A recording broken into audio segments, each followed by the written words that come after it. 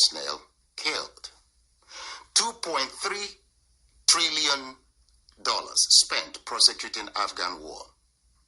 As with Afghanistan, the Nigerian armed forces cannot contain the spread of Boko Haram, ISWAP, and Fulani bandits. They have sympathizers within and highly influential individuals in the corridors of power who share jihadist ideologies. There are reports of emerging new and more deadly armed group in Zamfara state today.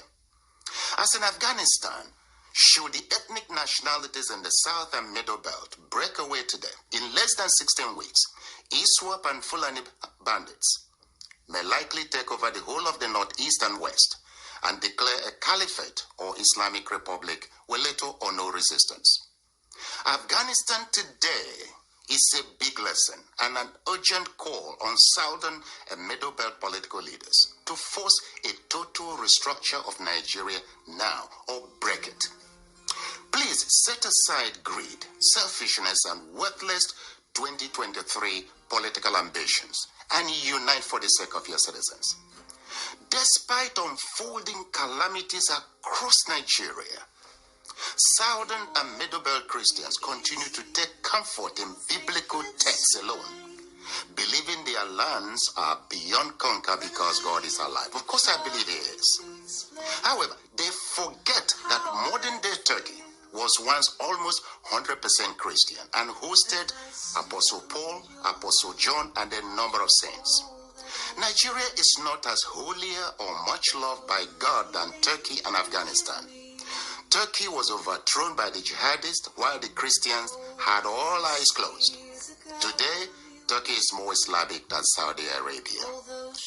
Nigeria, as currently configured, is sitting on a tinderbox. We have an army and those in power gifting thousands of militants, far worse than the Taliban, with amnesty, reintegration into society, logistics, and other incentives. Southern agitators demanding an end to the killings, raping, and displacement of citizens are hunted, killed, or detained without trial. In 2000, President Trump forced the release of 5,000 repentant and rehabilitated Talibans from prison and reintegrated them into the Afghan society. Many returned to the battlefield, worsened the security situation in Afghanistan, and strengthened Taliban to overrun the country. Will the Nigerian rehabilitated Boko Haram terrorists be any different? I doubt it. August Punch editorial warns, the South is being tactically de-Nigerianized indirectly. Able citizens are being forced out in droves via mismanaged economy, insecurity, and frustration caused by mediocrity. The Nigerian system celebrates mediocrity, ingrained in the Nigerian constitution as quota system and federal character. It is an agent of slavery, fraud, injustice, underdevelopment, and impunity in the South and Middle Belt of Nigeria. Aggravated discontent and killer herdsmen and bandit activities are driving separatist agitations in the South. The Nigerian police and army respond with violence in communities. Today, it is easy for Southern young men in transit or even at home to be tagged terrorists or Yahoo boys and shot dead. Raising young men in the Southeast has become a scary enterprise, the Punch editorial concludes. Look, for these reasons, the best option now for the South and the Middle Belt must be to force a restructure of Nigeria or walk away from this union before too late. You cannot force a hyena to become a vegan. That's the truth. Afghan Christians and professionals are fleeing their country en masse, fearing for their lives and professions. UK, US, and other European countries are offering help. Who would come to the rescue of Nigerians? Should the South and Middle Belt, fail to act decisively right now? You see, time is running out. Now, those clamoring for restructuring are not doing so out of hatred for Nigeria, but because Northern Nigeria is dragging the rest of the country back to the Stone Age and into the abyss. with it. You see, now is the time to demonstrate political skills, leadership, vision, tenacity, courage, and immunity against Takia.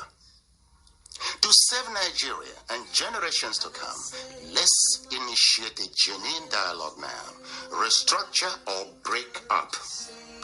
Look, perhaps, as Bishop Kuka cried out loudly recently, it's time to end Nigeria so that people who want development can go ahead.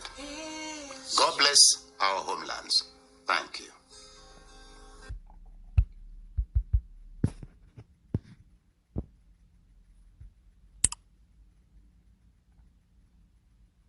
All that he was talking about will be taken care of through referendum. A binding multi-regional referendum. That's what we sort Nigeria out through a democratic process, through the ballot box. The people, the indigenous people, the indigenous nationalities of Oduduwa, Lower Niger Territory and the Middle Belt will vote on their continued stay in Nigeria.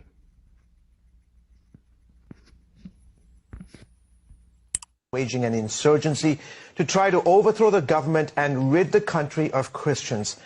Now human rights groups are asking the White House to stop the carnage.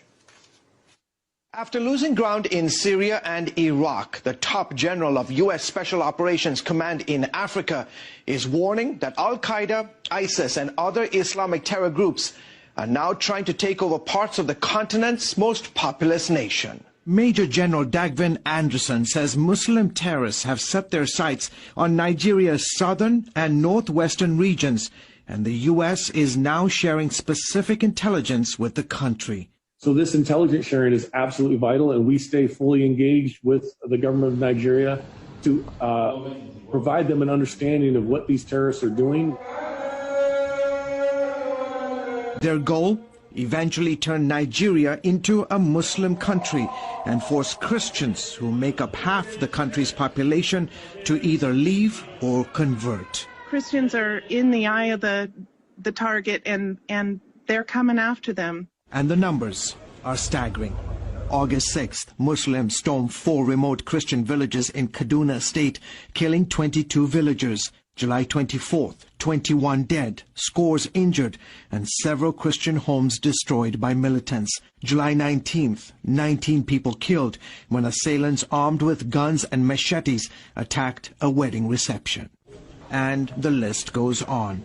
Leading human rights groups say what's going on in Nigeria is a genocide. If you look at what's happened in the last 20 years, George, it's just massive number of attacks against Christians. Look, 50 to 70,000 have been murdered. For years, the main terror group was Boko Haram, which seeks to overthrow the government here and create an Islamic state. They go after Christians and moderate Muslims. They push a hard-line Muslim agenda. It is their intention to establish a caliphate and to just rid all of Nigeria and West Africa of any Western influence whatsoever. Now, there's a new actor on the scene. In Nigeria's so-called Middle Belt region, where the Muslim North meets the Christian South, a terror group made up of Muslim Fulani herders are killing thousands of Christians. More than 1,400 Christians were hacked to death in just the first 7 months of 2020 by Fulani herders. Unfortunately, the secular media are quite often biased and trying to present this as a tribal conflict rather than religious. Nigeria's president, a Muslim, has so far done very little to stop the bloodshed. His police and army are also mostly made up of Muslims. The attackers are never captured. They are not prosecuted. The security services respond very slowly. A full day can go on with attacks happening and no security shows up. And frequently, the government officials will provide cover. Helpless and vulnerable to almost daily attacks, leading Catholic bishops are now urging Nigerian Christians to defend themselves. Human rights groups are asking the White House to appoint a special envoy to help end the persecution of Christians in Nigeria. unless the world takes note and puts pressure, economic pressure, sanctions, visa bans on the officials who are responsible for this travesty and for not reining in the terror, then Nigeria will continue to be a bloodbath. Meanwhile, King's Group is helping more than 3,000 Christians who lost their businesses, homes, farms, or land to Boko Haram and Fulani militant attacks. International Christian Concern has created communal farms to give victims the opportunity to rebuild their lives. When they get back to work, the family is fed, they have a future, the kids can go back to school. It's a restoration of hope. It really is. And it's much more than just economics. It's the whole community. It's all the parts of life, the emotional, the physical, the mental. It means a lot to them. ICC and so many other groups trying to bring hope in the midst of all this devastation facing the Christians of Nigeria. And they are doing it. They are, absolutely. Great story, George. Thank you. Coming up, new evidence. The U.S. Center for Security Policy declares that Nigeria under Buhari is in SLS situation and recommends immediate intervention before it explodes. The speaker in the following article is Frank Gaffney, introducing the segment of coordinated press conferences in Nigeria at the National Press Club, Washington, D.C. on January 17, 2019, with the theme Nigeria at Breaking Point, where Tony Nnadi of the LNC made a lead presentation. Below in the comment section is also a clip from Tony Nnadi's presentation. Enjoy listening. Again, the purpose of this event is to try to make sure that the Congress of the United States, the administration of this country, our friends and allies around the world, and not least, of course, people of goodwill in this country and elsewhere, are on notice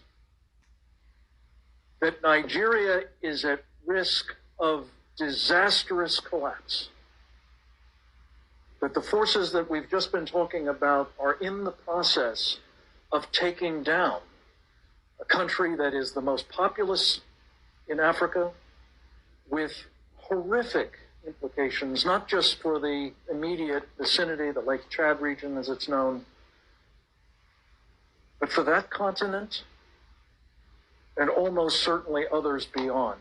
Congressman Wolf mentioned Bono, talking about a catastrophe that would make what has happened to Europe in the past few years, as a relatively small number of people migrated there with unbelievably chaotic consequences, look like a day at the beach by comparison.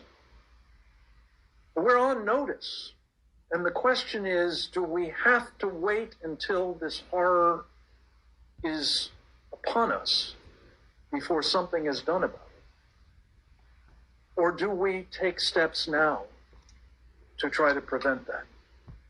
And I don't think any of us is saying that this is a panacea, but the appointment of the appropriate individual with the requisite authority.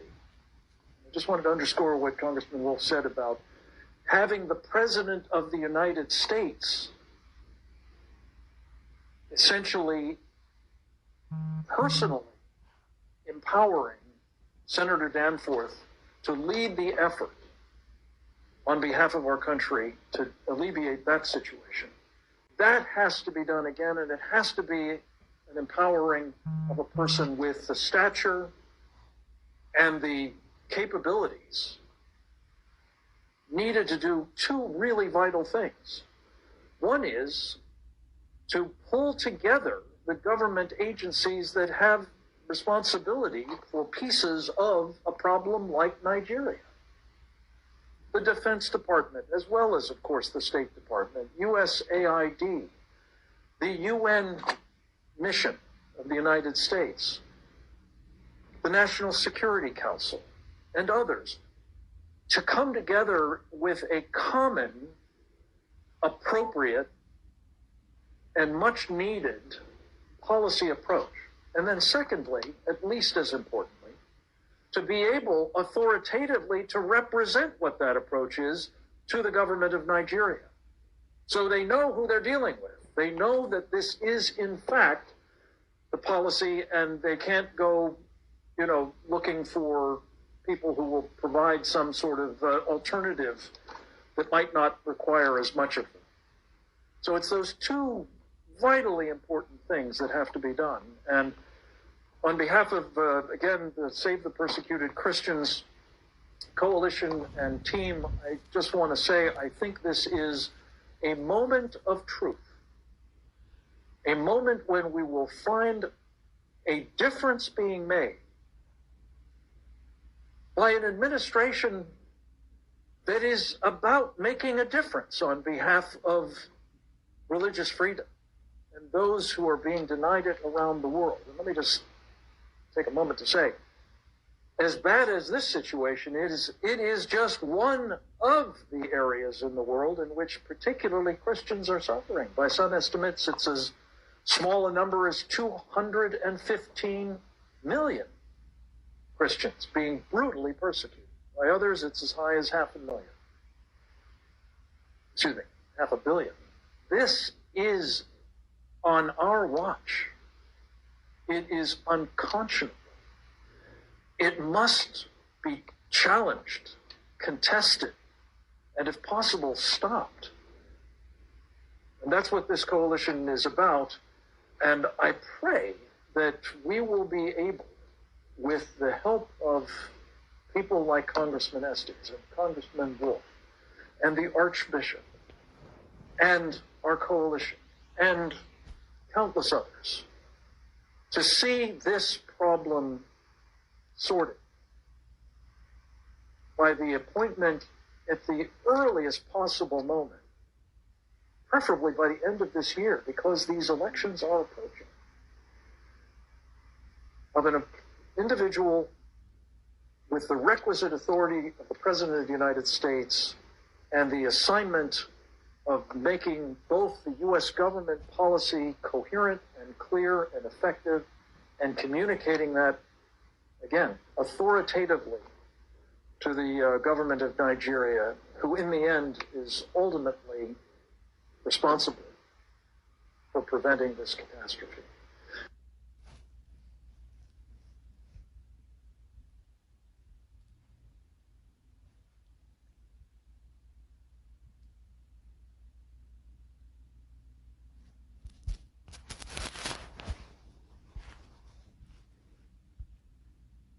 The 1999 Constitution is still in existence. The northern part of Nigeria will always dictate who becomes the president of Nigeria. And it doesn't matter where that person comes from, that person must dance to the tune of the northern Nigerian elite or expectation. Let me repeat that again.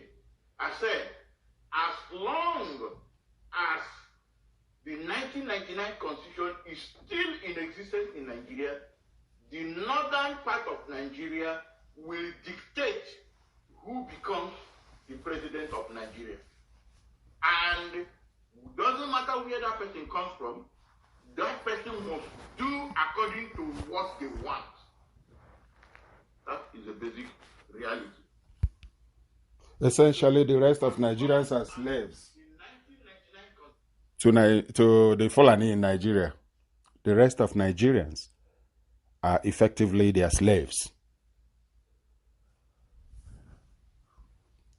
It's up to us to wake up and realize what is happening and do the needful.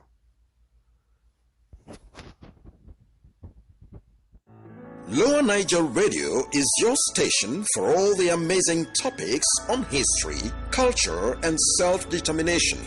We discuss ways we can solve our collective problems created for us by seen and unseen, known and unknown elements. We take you from the starting point to your destination. We promote and uphold our cultural, social, and moral values. Tune in today and listen to amazing personalities and be entertained as well.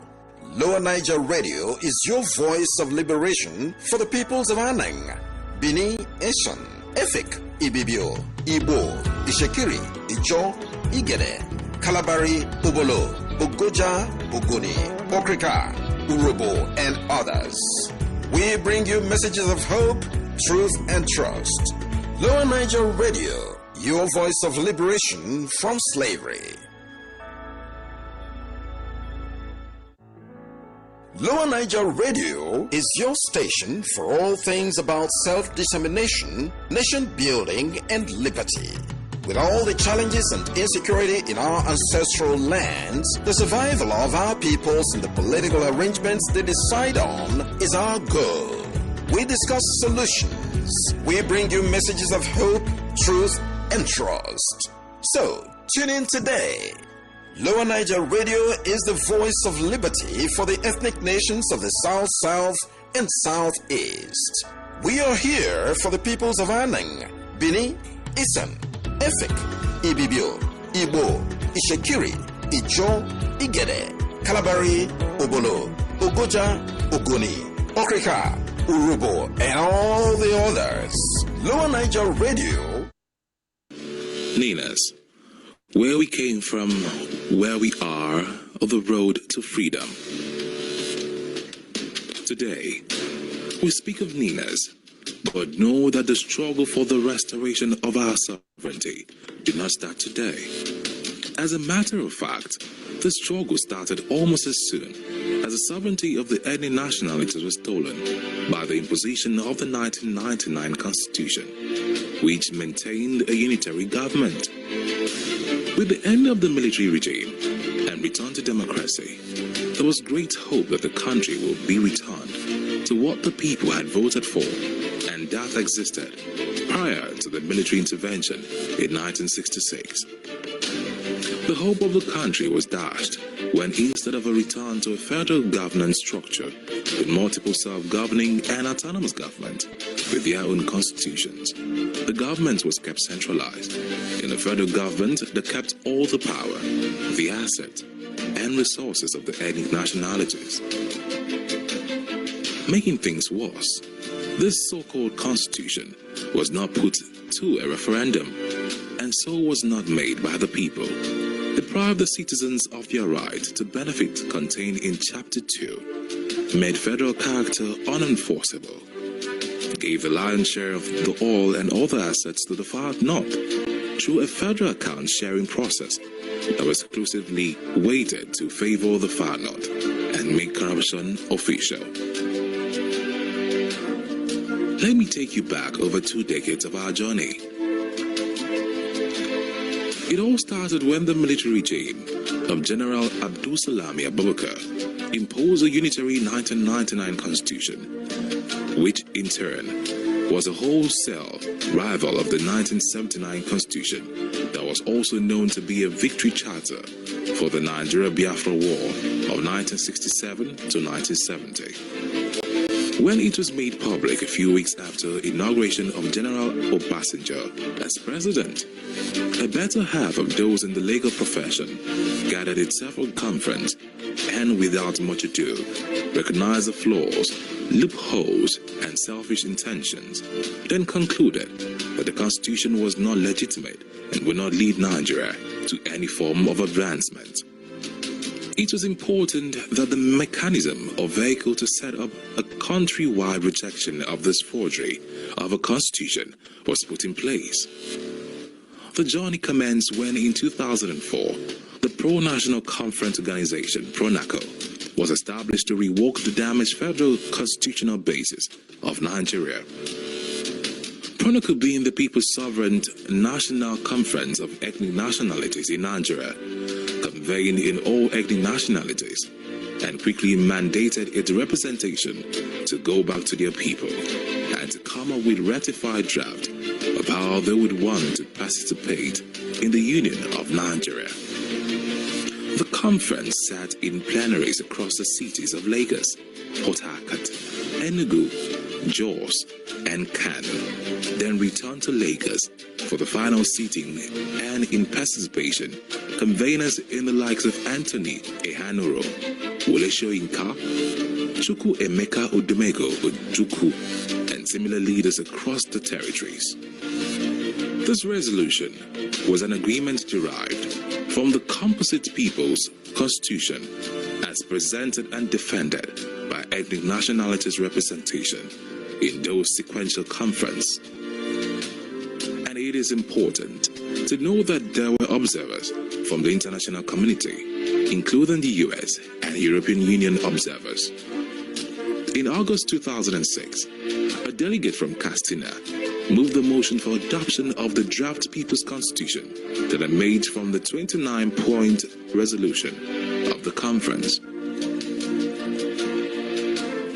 In furtherance of the Protocol Consensus to restore the federal basis of the Nigerian Union, in 2007, the Movement for a New Nigeria was set up as an enforcement of the consensus at the time to exclude the 12 contiguous northern states that had introduced and embraced the Sharia legal system against the secular basis for Nigeria. The Allies had insisted that democracy and Sharia system could not coexist in the same political space, hence the need for a new vehicle, the Movement for New Nigeria.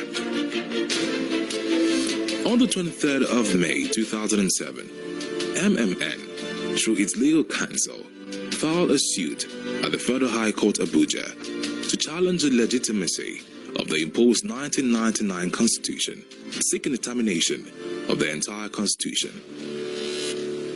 At the court hearings, which had the Attorney General of the Federation representing the federal government, legal representation of the National Assembly, and others admitted the people case which they could not defend the challenge, but insisted that the plaintiff had no locus standi.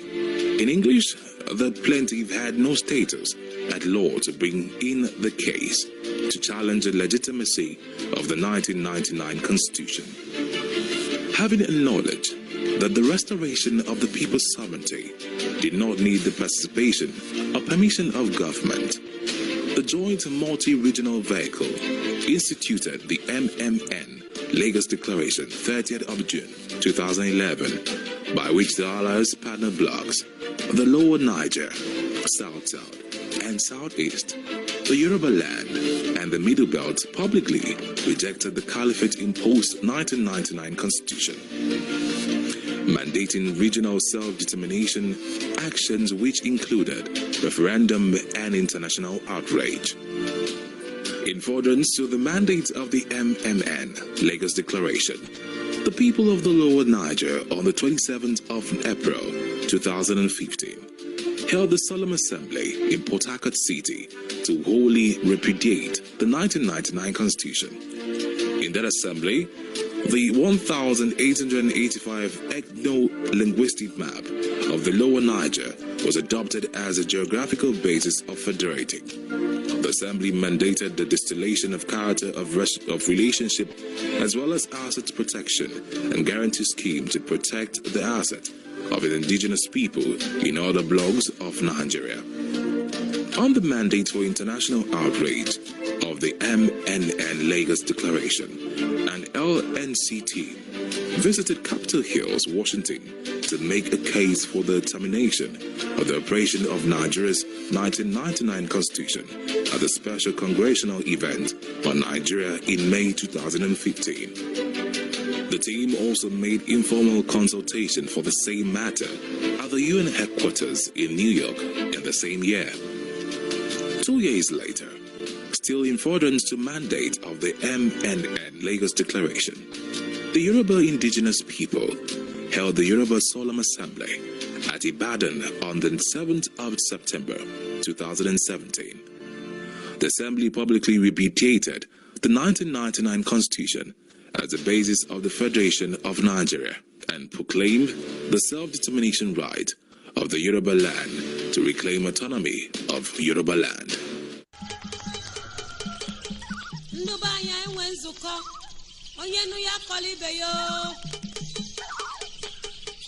Lubayu na biala. Igbo kwen. Igbo kwen. Where's one?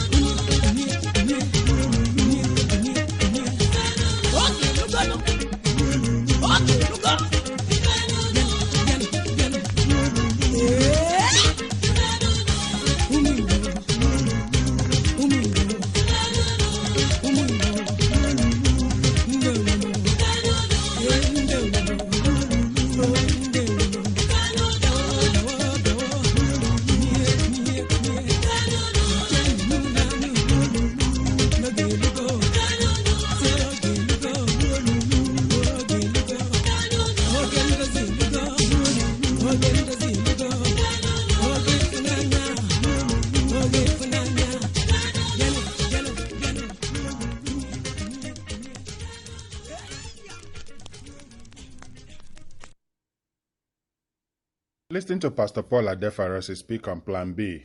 And remember that prior to this, he has spoken severally about the Nigerian constitution being a fraud, being a scam, being a sham.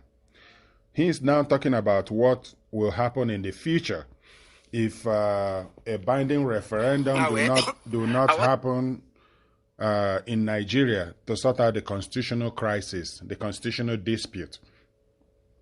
He started by speaking about Plan B. You having a Plan B, having an escape route, where to go. Enjoy listening and listening to what the comedian has to say about this. Mekoyo. Now, I want everybody to calm down. Pipe low. Just watch this video first and hear what this Pastor Adefarasi, everything they talk. I bring you greetings from Pastor Ifai, who's busy taking care of a frontier of our world and preparing our escape routes.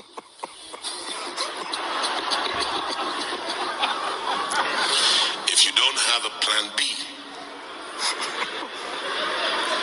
I know you have faith, but I have faith too, but I have a plan B.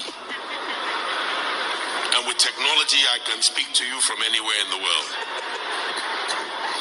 Get yourself a plan B, whether that's an Okada to Cameroon, or a flying boat, or speedboat as we call them, to Seme-Border, or, a hole in the ground, a bunker. Get a plan B, because these people are crazy. They're nutters, the whole bunch of them.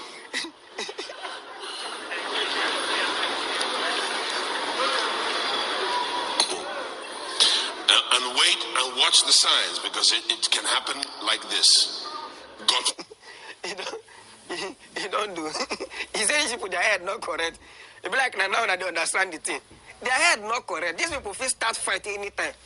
If you want to run. These people, when I talk and say we got opportunity to jackpot, make it jackpot, and I tell me say, if everybody run, who is going to take care of the country? Who is going to fight for this country? I know somebody has to fight for this country, but the truth is this: there are those who are born to fight, and there are those who are born to clap. You understand? But wisdom, they say, is profitable to direct. Yeah. You know this statement? They say, no place like home. It is sweet for mouth if you dey abroad. Some of the people that are saying, let's stay together and fight for this country, let's stay together and fight for the unity of Nigeria, most of them, they're abroad. They're abroad. If you have opportunity to jackpot, run. Now listen to you, Lo. You, they talk, say, if we are not going to jackpot, I'm the man sent by God. You are the man sent by God. Fight for the nation. A lot of people want to run. Me personally, not be say I want run, no. You understand? I'll just discharge more. Not be say I go run. I go just that they pray for now. You understand? Because this country, people when they talk there was a country, we not understand what it means. It simply means this country don't end since. You understand? Now the remnant to the living. If you have an opportunity to run, no. In Genesis 12:1, if I'm not mistaken, God tells somebody, say, come out for this place. Go where I want to show you. If not Canada, God won't show you. Run, go. This country not be. The few people are going to say we have to stay and fight for this country. Like they chop belly food. This country, where people like they chop belly food. Now you know, say we are going to, if you have opportunity to run. No, not listen to anybody. You understand? Travel, go abroad. No, I go see smart way. Allow Mohammed don't come out and say if anything happens to Nigeria, our professors will be selling toothpick in Togo. My question is, even the Nigeria where they are they not worse than people who are selling toothpick in Togo? Yes, now, a nurse who travels from Nigeria and go abroad, we go there, gather enough money, build house, buy car, and take care of family. But a doctor, qualified doctor, surgeon in Nigeria, not fee parent. If you have opportunity to run, no. Because where this country they go now, so. And ramifications. Now, Nigeria is a member nation. All non-Muslim religions, such religions shall include Christianity. The word Christianity in the communique was underlined. To ensure only Muslims are elected to all political posts of member nations, to ensure the appointment of only Muslims into strategic national and international posts of member nations, to ensure the ultimate replacement of all Western forms of legal and judicial systems with the Sharia, then to make sure that this strategy works because it's going to require money. Babangida, as the first appointed president of Nigeria, put his hand into the treasury of Nigeria, took $21 billion out and gave it to OIC, to the Islamic Development Fund of OIC, and said, take this money for the total, I'm quoting, for the total Islamization of Nigeria in particular and Africa in general. Babangida paid $21 billion of our money to turn Nigeria into an Islamic nation. And they have started. Boko Haram, don't look at it as something that is isolated to the northeast. It is meant to cover the entire nation until Christianity is eradicated in all its forms and ramifications. Now, this was not mentioned in the introduction because I don't think that is something that I want to talk about, but I just have to mention it. So God told us to go to Turkey and learn certain things. September last year, God spoke that if care is not taken, in 30 to 40 years, Nigeria will be like Turkey. And God told him, go and learn what happened to Turkey. Now, Turkey used to be 100% Christian. Today, Turkey is 96.04% Islam. Christianity in Turkey is 0.21%. And God is speaking that if you don't take care, Nigeria will end up like Turkey. Christianity was in Turkey for 1,123 years. Islam uprooted it. Christianity in Nigeria is 172 years old. If we take the starting date from 1842, when Methodist Reverend Bach Freeman arrived in Badagry, you will remember that the Catholics came first in the 13th century. They did some church planting around Warri and Benin Kingdom. They left in 1622. Then the Methodists came back in 1842, about 200 years after that.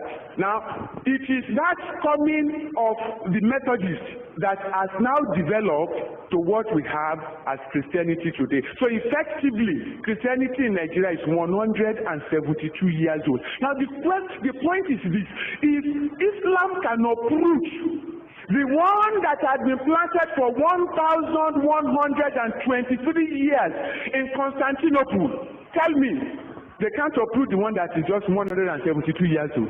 As a matter of fact, the spiritual foundation of Turkey, Nigeria does not come near it. Because the 7 churches that Jesus Christ wrote letters to in Revelations 2 and 3, all those 7 churches were located in Turkey. All those 7 churches. Apostle Paul, the champion of the church, was a citizen of Turkey. The Macedonia vision that Paul saw, come over to Macedonia and help us, Paul received it in Turkey. Turkey had solid Christian foundations. Islam uprooted everything. So if the Nigerian church is deceiving itself, hey, there is fire on the roof. We go to the north. It's not that I'm living in Lagos, somebody is bringing information. I go there. To Maiduguri, to Kaduna, to Kano. I go to meet the Christians who are being persecuted. And I must protest that the church in the south is a selfish and a wicked group of believers because you abandoned the Christians in the north. Look, God is the God of justice and God is the God of judgment. Let's not provoke him to repay us with our wickedness. Because if God looks at what the Christians in the south have done to the Christians in the north, he will fold his hand and allow Boko Haram to deal with us. We have to go to US. We have to go to Canada, to Poland, to Australia, to New Zealand, to raise Christians that will help and support Christians in the north. Nigerian church is not lifting a finger. It's not that you don't have money. The Nigerian church has money, but they help nobody. They only take and take and take. They don't give jack. I have to skip some things. The sin of irresponsibility. When God spoke, he said the Nigerian church is guilty of the sin of irresponsibility. So the church in Laodicea, God says, you are blind, you are wretched, you are naked. So the church in Sardis, God says, you have a name that you live, but you are dead. So the Nigerian church, God says, you are irresponsible. What Yoruba is called Oniranu. We have been given so much, we have delivered so little. We only think about ourselves. We are consumed with our comfort.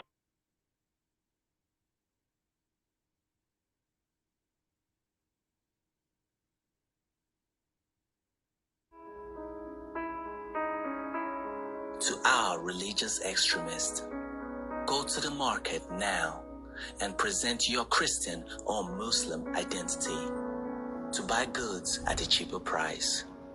To our party diehards, go to the petroleum station and present your PDP or APC membership card to get fuel at 45 naira per liter.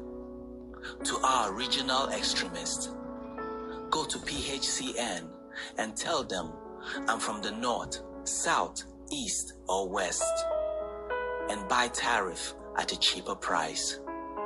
To our tribal extremists, go to the market and tell them I'm Hausa, Fulani, Igbo, Yoruba, or any tribe in Nigeria, and see if they will sell you a bag of rice at 7,000 naira.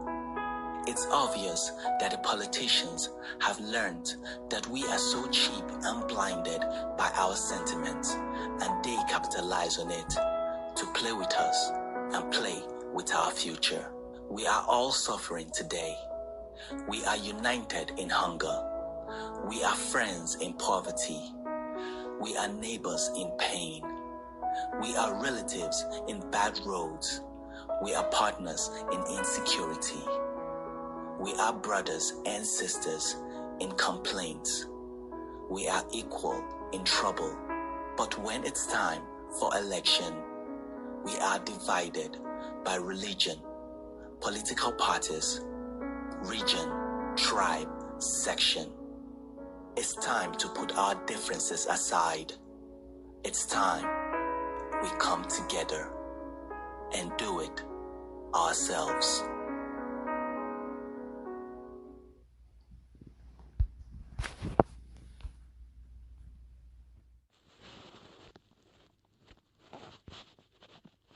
Most of us in this National Assembly today, this is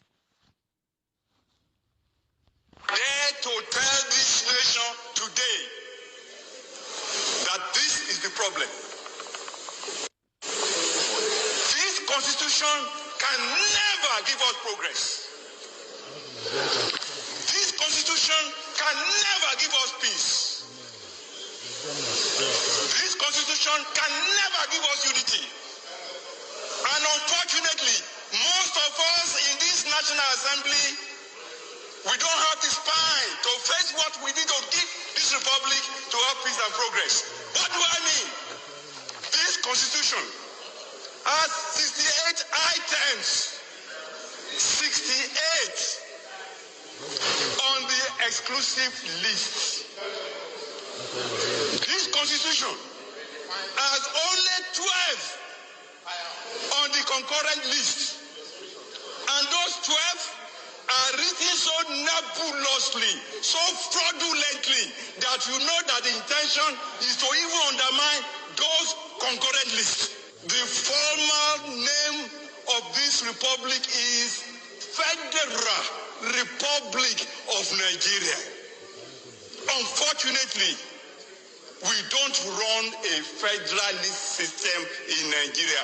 Otherwise, what is so unique about all those things that are in the exclusive list?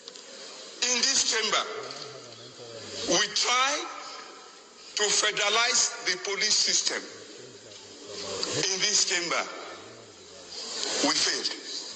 Every crime is local. And the solution to every crime is local. The earlier that senators in Nigeria summoned the courage to say, we should not continue to deceive ourselves. Dare to tell.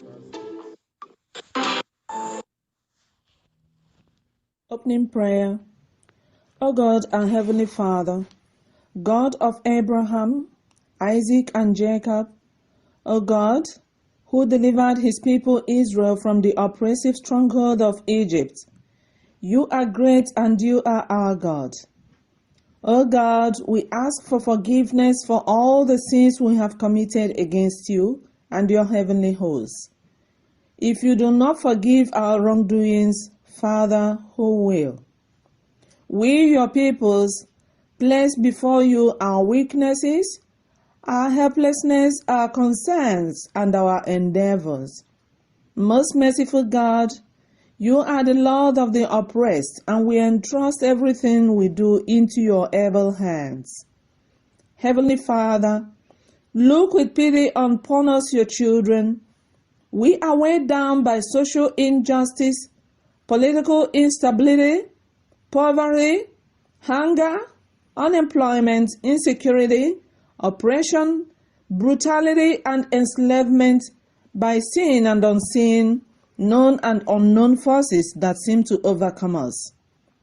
Father, we place ourselves, our liberation movement, our search for lasting solutions to these numerous problems created for us by known and unknown forces into your mighty hands. We also look upon you for provision of both human and financial resources to carry out this enormous task of our liberation project. Bring your lasting solutions to them so that we may live the life you have created in us as peoples created in your own image and likeness. We also commit our leaders in your hands. Direct all of them and direct all of us as we continue to move forward towards our self-determination. Channel us with your everlasting love to our final destination, which is total freedom from captivity and enslavement that we all seek. We pray in the mighty name of Jesus Christ our Lord. A corruption called Nigeria that must be tackled urgently. Everyone knows that Nigeria, as experimentally constituted in 1914 by the British colonial masters, has evolved into a full basket of problems, woes, miseries, and controversies for the indigenous peoples, who are mesmerized, confused, brutalized, and outrightly denied human rights on a daily basis. Nigeria is suffocating everyone in Nigeria. Children, youths, men and women, families are directly and indirectly affected. At the entrance gate of a university in South Africa, an inscription reads, "Destroying any nation or country does not require the use of atomic bombs or the use of a long-range missile. It only requires lowering the quality of education and allowing cheating in the examinations by students. The consequence is patients die at the hands of such doctors, buildings collapse at the hands of such engineers, money is lost at the hands of such economists and accountants. Humanity dies at the hands of such religious scholars. Justice is lost at the hands of such judges. So, the collapse of education is the complete collapse of a nation or a country. Nigeria, as a divergent ethnic nationalities forced to be in one political union, the center no longer have the capacity to hold together democratically, such as plastic union. So, because of this simple but complex reason, nation building is quite impossible in Nigeria. Indigenous peoples, their sovereignties, assets, and resources are being hijacked by the Fulani Caliphate through an imposed 1999 fraudulent constitution. So the Fulani Caliphate dominates and rules over the rest of us as infidels. The same Sharia Caliphate are also feudalists who believe that all men are not born equal and that they are born to rule over the rest of us in the toxic Nigerian Union.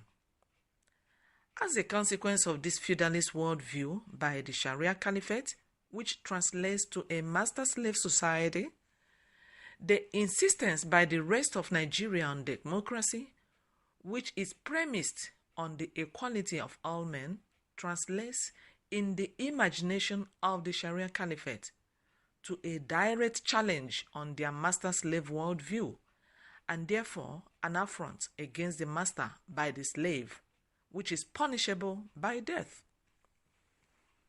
The situation to the majority of the people, the South and the middle belt of Nigeria precisely, therefore, is that of being guilty on two separate counts that each carry death penalty.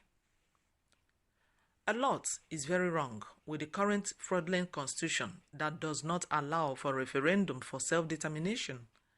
Consequent on this fraud are lot of hunger, hardship, anger, unemployment, frustrations, killings, corruption, injustice, nepotism, subjugation, marginalization, insecurity, political rape, election manipulation, ethno-religious killings, economic conspiracy and strangulation, and so many other human casualties. All these woes are traceable to this 1999 fraudulent caliphate-imposed constitution, and this is untenable. Another blindfolding ploy by the caliphate is to use a political game against the gullible politicians from the alliance territory of South and Middle Belt to go into elections in 2023. Some political actors from the alliance territories do not seem to sense the danger ahead by thinking that a slot for Southern presidency will solve the hydra-headed problems in Nigeria. The problem of Nigeria can't be solved by a president coming from southeast or southwest or wherever. Ninas is saying that all political parties should close shops.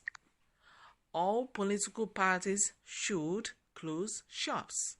And all politicians should retreat and surrender to the will of the peoples. All politicians should retreat and surrender to the will of the peoples.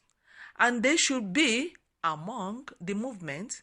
They should join the movement of the peoples to decommission the fraudulent 1999 caliphate-imposed constitution, because it is not paying any person good.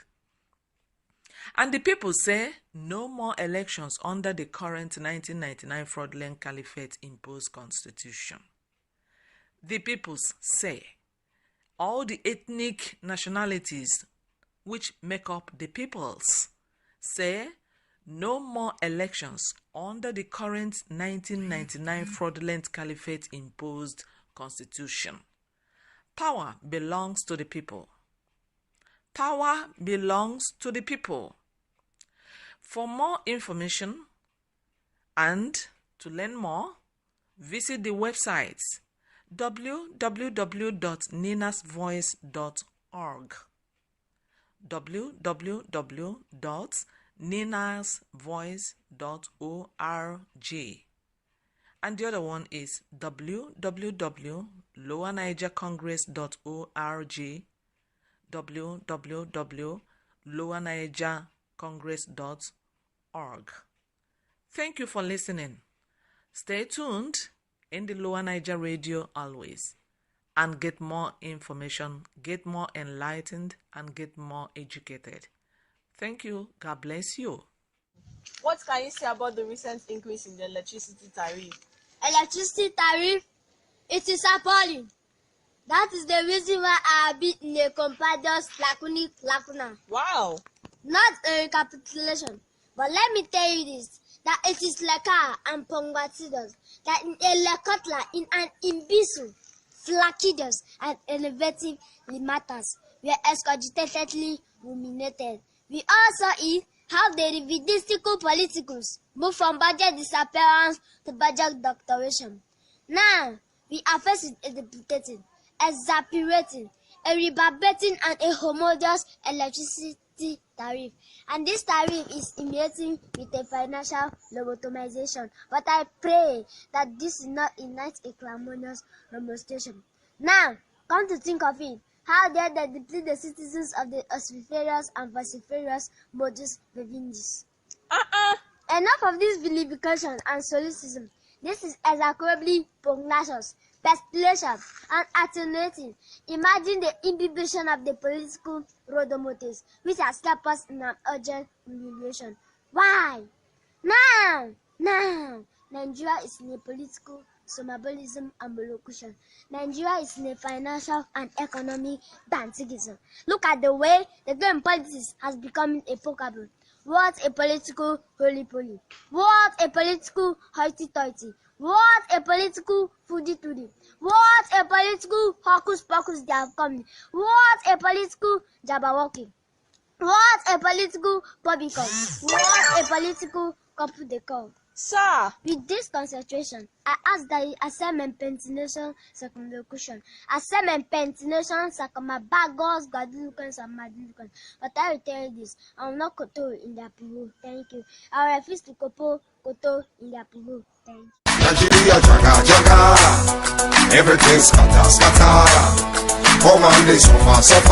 Bossa, gunshot in the air. I beg, which kind abomination be this one? Where common manager for company go carry the owner, tie him with rope, throw him inside prison, and take over him business. Where you don't see this kind of abomination before? Hey, only for Niger. True. It don't dey sure back and say Nigeria know they ruling people well. The country know they benefit anybody. Now him make Nigeria they crawl for belly like snail. They follow other small country them for back. Now him make them they call us the capital of poverty in the world. Chai!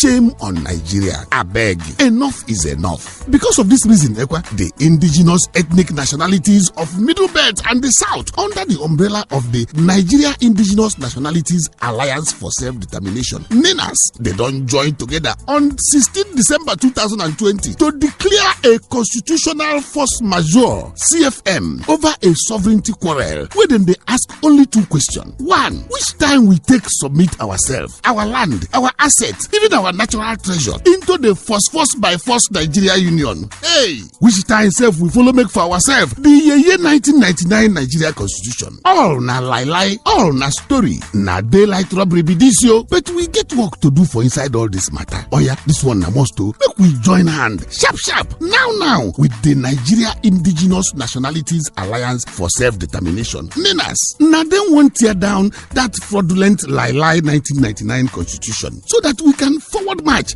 and start a new beginning for everybody. I beg, make we join together to sign that petition where we title End Apartheid Nigeria by restoring the self-determination rights of ethnic nationalities. It dey for all media platform of Daughters of Truth, BVI Channel 1, Heritage TV UK, and www.freedomfromnigeria.com. If you sign this petition, na him be say you don't follow more than 20 million signature them where we dey collect for take show the United Nations. Remember say na only us fit free ourselves from the oppression, repression, marginalization and subjugation which the Nigerian country don't carry jam him own people for head.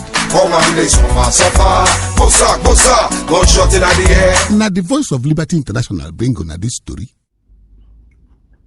U.S. group calls on Joe Biden's administration to designate Buhari, El-Rufai, and Issa Pantami, among others, as sponsors of terrorism in Nigeria.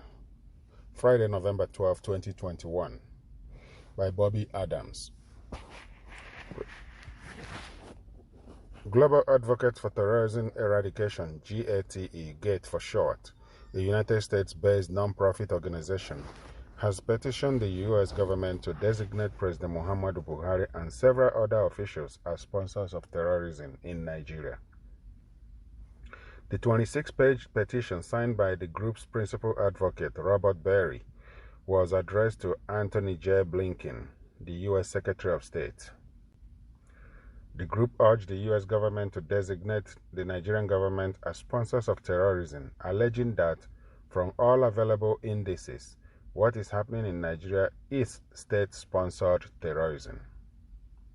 It alleged that the Nigerian government officials were sponsoring terrorism by carrying out terrorist activities, including training, funding, financing, and recruitment of terrorists, using their offices as a safe haven, transit, and operational base for terrorists and terrorist activities. Gate, in the petition, accused the national leader of the All Progressives Congress, APC, Bola Tinubu, Governor Nasser El-Rufai of Kaduna State, former Chief of Army Staff and current Nigerian Ambassador to the Republic of Benin, Tukur Buratai, and the Director General of State Security Services, Yusuf Magaji Bichi, of aiding terrorism in Nigeria. Others accused of terrorism by Gate are former Inspector General of Police Mohammed Adamu, Governor Hope Uzodinma of Imo State, Ministers of Communication Issa Pantami, Justice and Information Abubakar Malami and Lai Mohammed. That's Ministers of Communication, Justice and Information, which represents Issa Pantami, Abubakar Malami and Lai Mohammed, respectively, among others. It alleged that the Nigerian government officials have deployed the instrumentality of power and are using the veil of sovereignty in knowingly consenting with and with malicious intent, allowing and promoting the use of Nigeria as a breeding ground and the recruitment nursery for international terrorism activities, contrary to Foreign Relations Authorizations Act, fiscal years 1988 and 1989, PL-100 to 204. 22 USC 2656F as amended. The group also gave a 2-month notice to the United States government, warning that if at the expiration of the 2 months deadline and the designation is not made, Gate will proceed to the federal court in the United States to apply for a writ of mandamus to compel the United States Secretary of State to issue the designation in line with the provisions of law. Gate argued that designating Nigerian officials as sponsors of terrorism by the U.S. will have far-reaching legal implications, including potentially arrest and criminal prosecution in a federal U.S. court if they visit the country. Buttressing its point, the group cited an interview a former Deputy Director of Defense Intelligence Services of the Nigerian military, Navy Commander Kunle Olawumi, granted Channels Television on August 24, 2021, where he laid out all the terrorist activities of the government and its officials. It said in spite of the revelations from the interview, the Nigerian government did nothing about the issues raised. Instead, they even hunted the retired commander.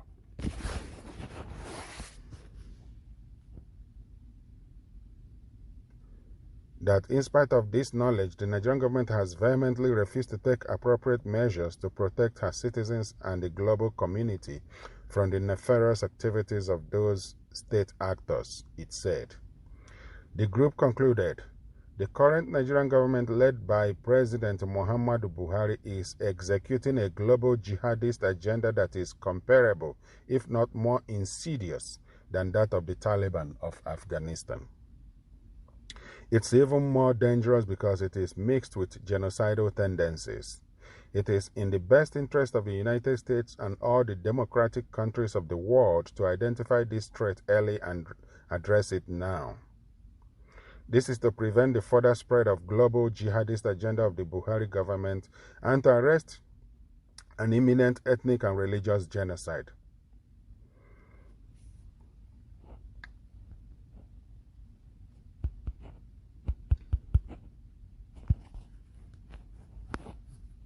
Fulani Empire, Muslim theocracy of the Western Sudan that flourished in the 19th century. The Fulani, a people of obscure origins, expanded eastward from Fouta Toro in Lower Senegal in the 14th century. By the 16th century they had established themselves at Makina, upstream from the Niger Bend, and were proceeding eastward into Hausaland. Some settled in the 19th century at Adamawa, in the northern Cameroons. Many of the Fulani continued to pursue a pastoral life. Some, however, particularly in Hausaland, gave up their nomadic pursuits, settled into existing urban communities, and were converted to Islam. In the 1790s a Fulani divine, Usman Dan Fodio, 1754–1817, who lived in the northern Hausa state of Gabar, northeast of Sokoto, quarreled with its rulers. Accusing the Hausa kings of being little more than pagans, he encouraged the Hausa people to revolt. Joined both by Hausa commoners and by Fulani pastoralists alike, The jihad, or holy war, swept through Hausaland and, repulsed only by the Eastern Empire of Khan Bornu, engulfed Adamawa, Nupe, and Yorubaland to the south. After the invasion by the Fulani of the northern provinces of the Oyo, the Emirate of Ilorin to the northeast became the base from which Islam was to spread among the Yoruba. Usman, who was more a scholar than a statesman, ceded the practical direction of the eastern part of the empire to his son Muhammad Bello, who settled in Sokoto, and the western, with its capital at Gwanju, to his brother Abdullahi. All three continued the Fulani denunciation of Bornu. The empire reached its zenith under Muhammad Bello, who, like Usman, administered it according to the principles of Muslim law. The decay of this system was to aid the establishment in the late 19th century of British rule over what was later to be known as Northern Nigeria. On the position of the Igbo traditional leaders and the organized religious bodies, the joint body acknowledges the statement by the Attorney General and Minister of Justice, Mr. Abubakar Malami, in which he affirmed that the federal government was open to a political solution to Mazi Nnamdi Kanu's case. This statement is in line with the proposal earlier made by this joint body and other well-meaning persons and groups in Nigeria. This body therefore eagerly awaits the concrete steps that would be taken in this regard. Igbo traditional and religious leaders made this statement. Now, this press release advertises a tacit agreement between the rulers in Abuja and the Igbo traditional and organized religious institutions to utilize the ongoing trial of Mazi Nnamdi Kanu and the group he leads as an object for seeking a political solution, unquote, to the gridlock in which unitary Nigeria has found itself. Agreeing to a political solution with a personality and agenda that are nebulous and often controversial is as good as agreeing to nothing when the chips are down. This press release is nonetheless a tacit acceptance that the ongoing trial of the IPOB leader and all the drama associated with it are expected to come to naught unless a political deal can be worked out to negotiate the so-called political solution sooner than later. The Nigeria Indigenous Nationalities Alliance for Self-Determination, NINAS, has not only identified the political solution as the abrogation of unitary Nigeria, but has also established a practical roadmap for empowering 200 million fellow stakeholders to retake control of their God-given ancestral lands as an inalienable right. Those who currently expect spectacular outcomes out of the ongoing trial of Mazi Nnamdi Kanu have cause to moderate their optimism after reading through this release from the caucus of Igbo traditional and religious leaders. I counsel those who are seriously looking for a political solution out of today's national conundrum to reach out to the NINAS. They should also become part of the ongoing Constitutional Force Majeure, CFM, by helping to mobilize the largely poorly informed masses at the grassroots. The time for playing to the gallery is over at this juncture. Those who are truly interested in terminating Mazi Nnamdi Kanu's incarceration in Abuja should join the NINA's ongoing endeavor to bring about a political solution to the unitary imposition that has crippled a once hopeful Nigeria. The Constitutional Force Majeure CFM bandwagon should deliver us to the long-awaited political solution. This was written by Dr. Okenwawos, the head of LNC US.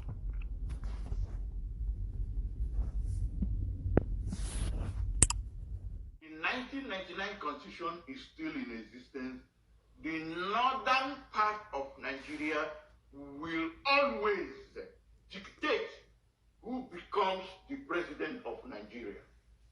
And it doesn't matter where that person comes from, that person must dance to the tune of the northern Nigerian elite or expectation. Let me repeat that again. I said, as long as the 1999 Constitution is still in existence in Nigeria, the northern part of Nigeria will dictate who becomes the president of Nigeria. And it doesn't matter where that person comes from, that person must do according to what they want. That is a basic reality. Essentially, the rest of Nigerians are slaves to the Fulani in Nigeria. The rest of Nigerians are effectively their slaves. It's up to us to wake up and realize what is happening and do the needful. Lower Niger Radio, your voice of liberty, the voice of the peoples in the Lower Niger Territory. Today, we look into some current affairs.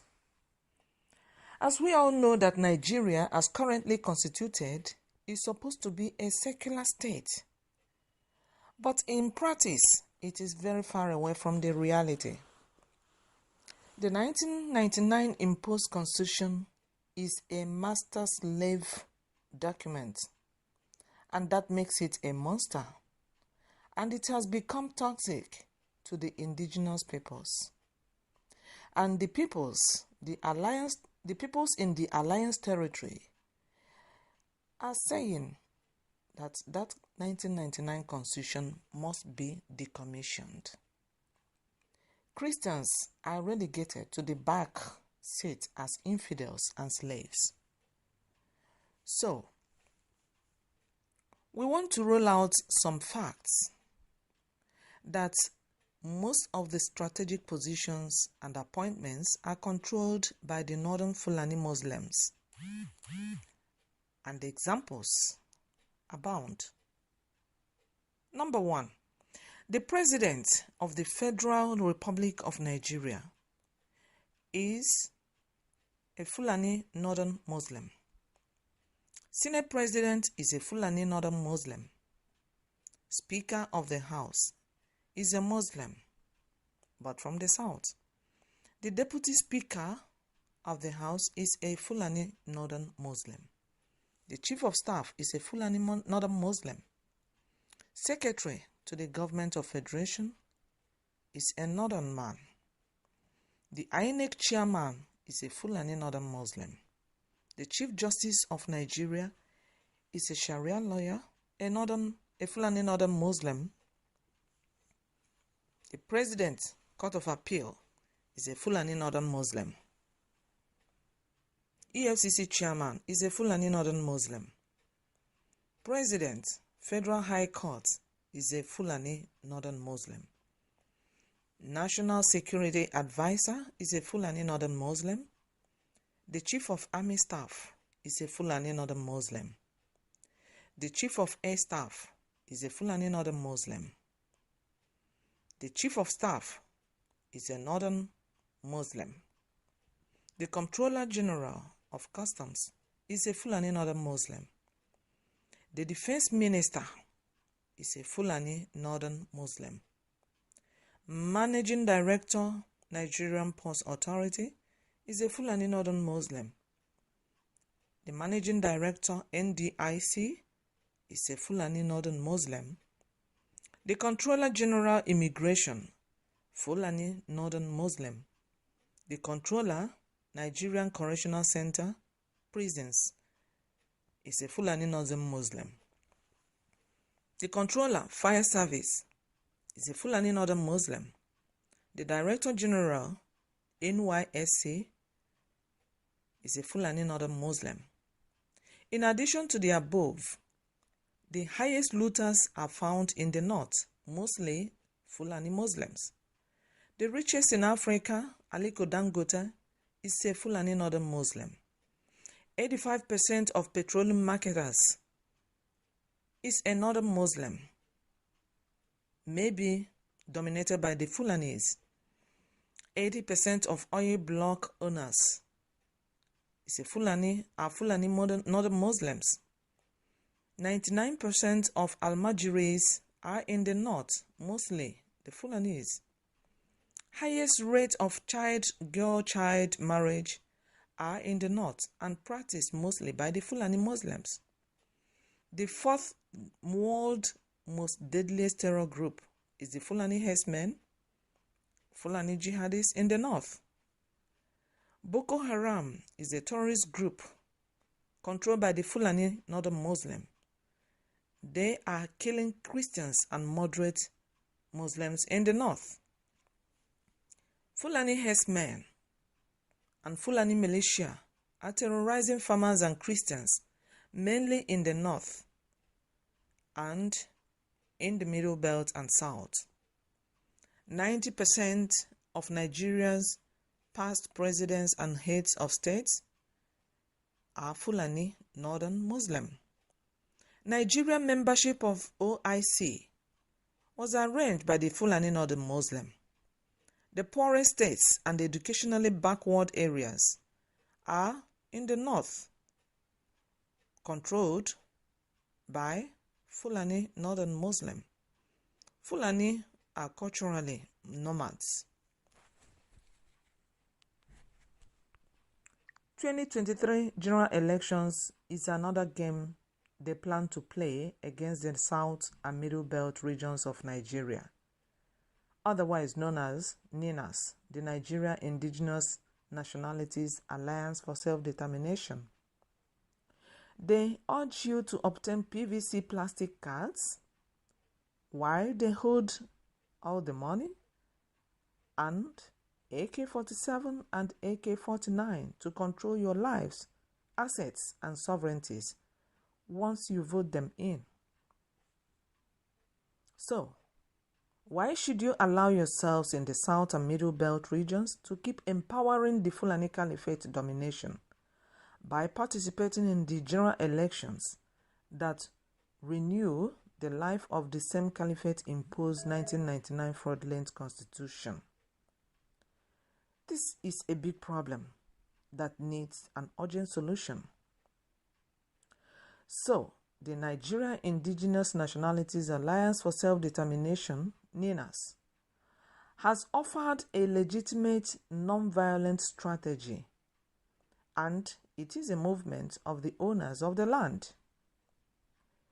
You in the Middle Belt, you in the Southwest, and you in the Lower Niger territories are urged to join NINAS movement today and exercise your inalienable right to self-determination. Power belongs to the people. Power belongs to the people. Join the movement today and say no to 2023 general election. Say no to 2023 general elections. For more information, visit the websites www.ninasvoice.org and www.lowernigercongress.org. Thank you for listening, and tune in always and listen to Lower Niger Radio, your voice of liberation from enslavement.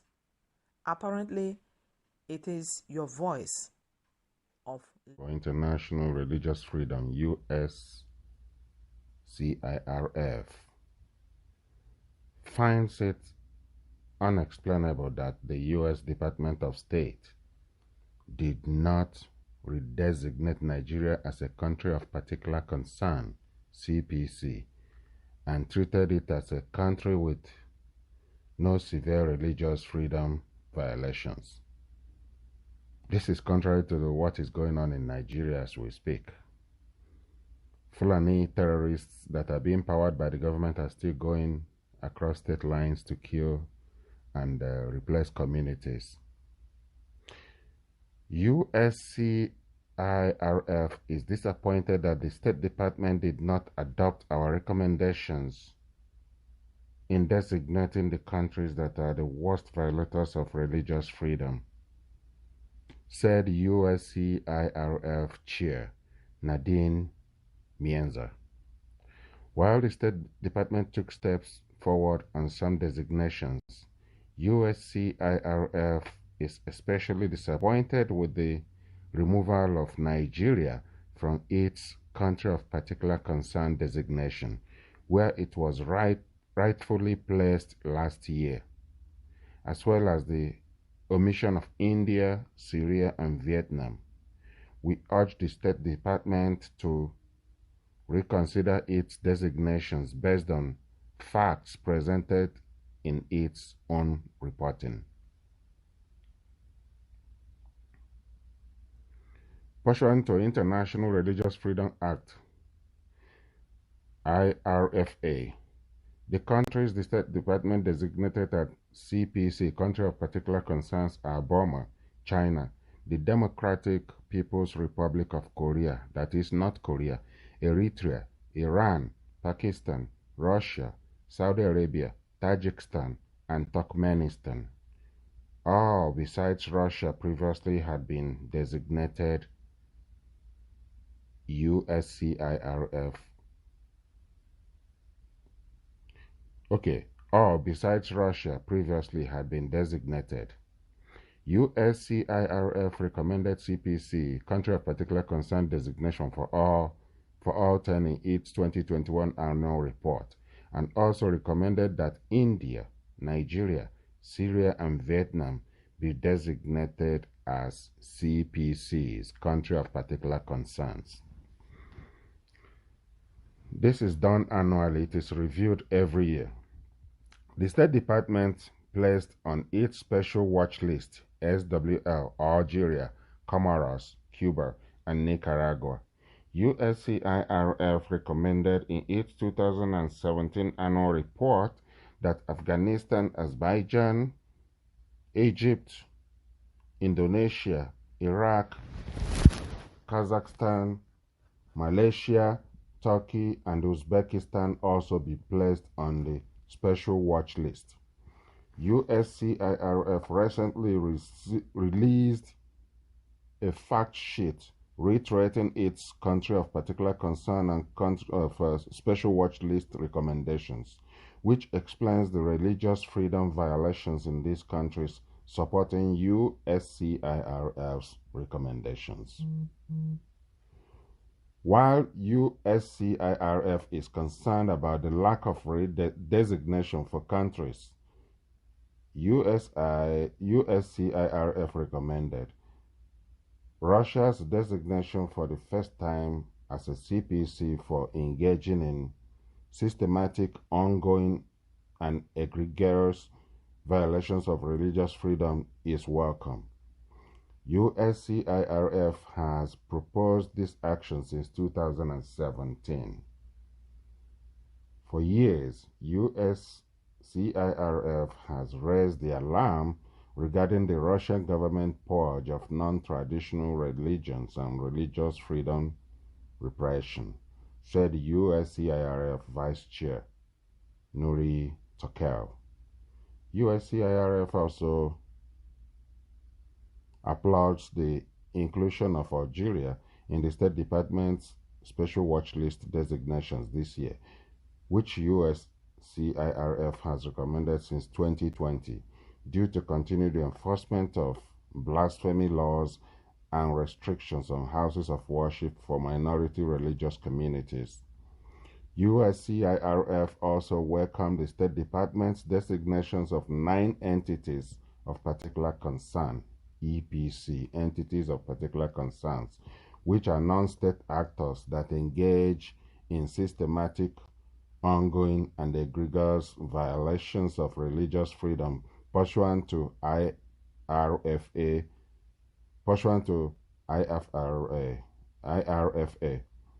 USCIRF recommended the designation of 7 of these actors, including Al-Shabaab that operates in East Africa, including Somalia, Ethiopia, that axis, Boko Haram of Nigeria, the Houthis in Yemen, Hayat Tahrir al-Sham, HTS, Islamic State in the Greater Sahara, which might probably include ISWAP, a branch of ISIS, Jamaat Nasser al-Islam wal Muslimin, which is JNIM, and the Taliban in its 2021 annual report.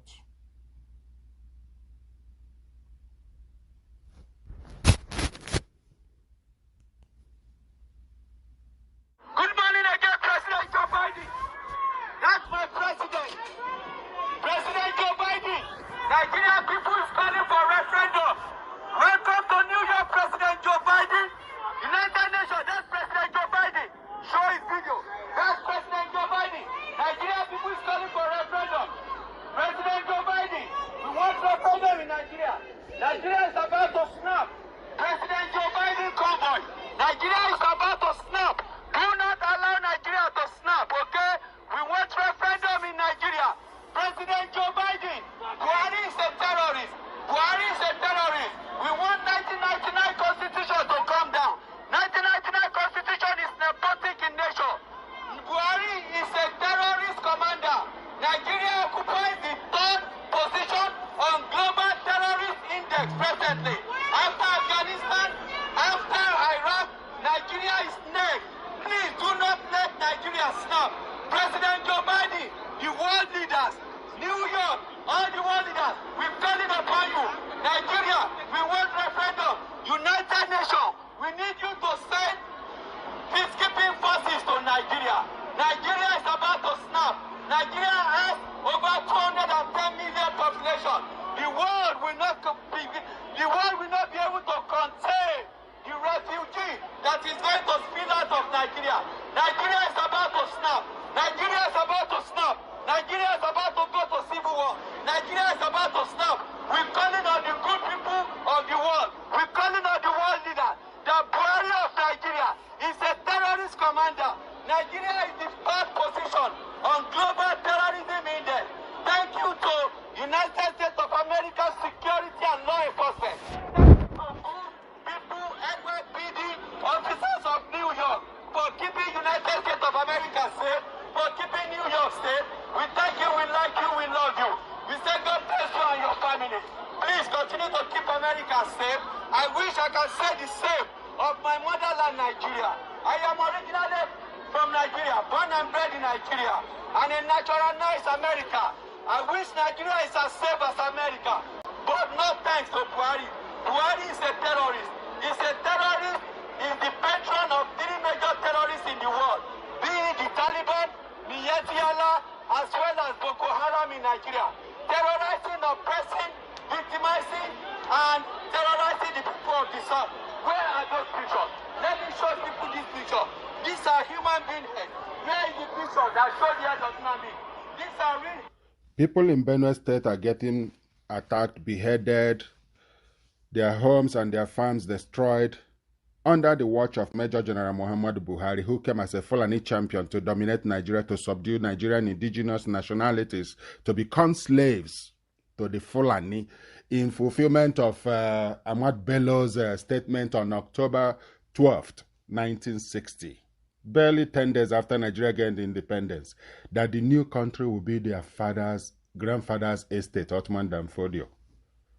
Ahmad Bello said this. So Muhammadu Buhari is carrying out that mission in the year 2021. When he speaks to Southerners, he speaks with a lot of venom. He sent soldiers to kill Shiites in southern Kaduna and Abuja. On several occasions, they were buried in mass graves. Under his watch, Boko Haram has gained more space in Nigeria, outside of Borno State. Boko Haram has gained more local governments. Under his watch, senior military officers are getting killed by Boko Haram and other terrorist groups, even inside the Nigerian Defense Academy in Kaduna. Under Buhari's watch and SARS, citizens protesting the killing of fellow citizens by Nigeria's own police. I mean, Nigeria's police and military, they are worse than the colonial enforcers as well as the slave dealers. Nigeria represents far worse than the slavery era. They killed NSAS protesters, removed their body, 96 of them, according to the report by the Judicial Commission of Inquiry set up by the Lagos State government. They killed them, removed their bodies, and the next day they came with water tankers to wash away their blood in order to conceal evidence. Lai Mohammed is still Minister of Information, Minister of Misinformation and Lies and Deceptions in Nigeria as we speak. He hasn't resigned yet. Issa Pantami, that has been fingered as a terrorist sympathizer, is still in the government of Nigeria. Muhammad Buhari's government gave out over $100 million to Fulani herdsmen owners, Mieti Allah, to keep on fighting and killing people and taking over their land, replacing communities. An active genocide that happened in Rwanda is repeating in Nigeria in the year 2021. It's been ongoing and continuing, yet the world is keeping quiet. That's amazing. That's very, very unfortunate. Block to the middle belt that has a Benue, Plateau, Nasarawa, Adamawa, all of these places you hear about killings in recent time. They are Christians, but they were part of the northern Nigeria that was governed for almost 80 years by these, Muslim far north that now has 12 states. And where we are now is that they've gone beyond just proclaiming Sharia for themselves, contrary to the provisions of the Constitution that brings Nigeria together.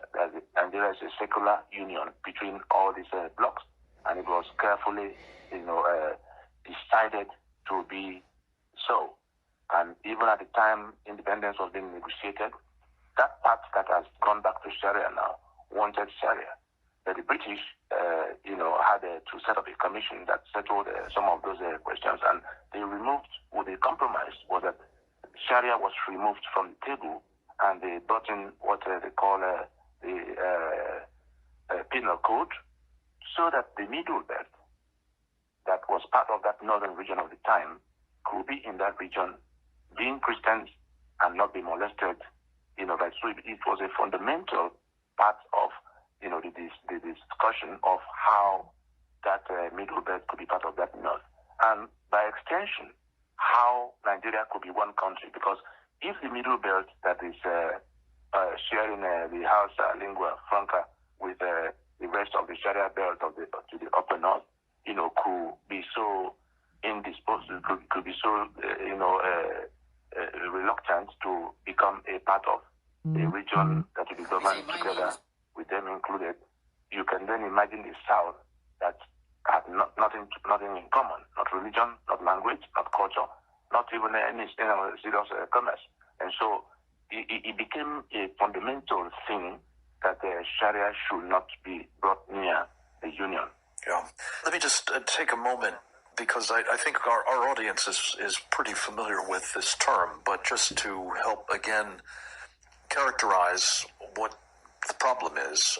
Sharia, of course, is an Islamic doctrine that is described as the path or Sharia law by some. It is truly a comprehensive way of living that all faithful Muslims are supposed to conform to, and it is characterized by a really brutal, supremacist, misogynistic, and otherwise freedom-debilitating kind of code that, if imposed on others, typically is to their great detriment.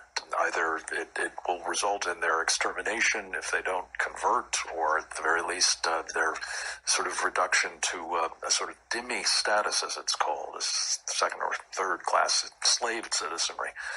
So when you're talking, Tony Nadi, about the northern belt populated by people who do practice Islam according to Sharia, and by definition thereby are ordered to try to expand its reach through jihad, this inevitably was going to make it tricky for people in the middle belt or the south if there was not some check on the expansionist tendencies of the people in the north.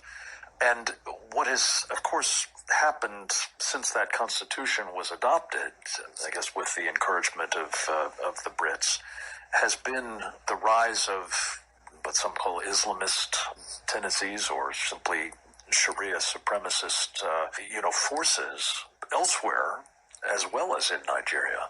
So talk first about those forces in Nigeria, and then we'll get to some points that you were making last Thursday about the Islamic State and others who are now finding that to be a fertile ground for their supremacist program.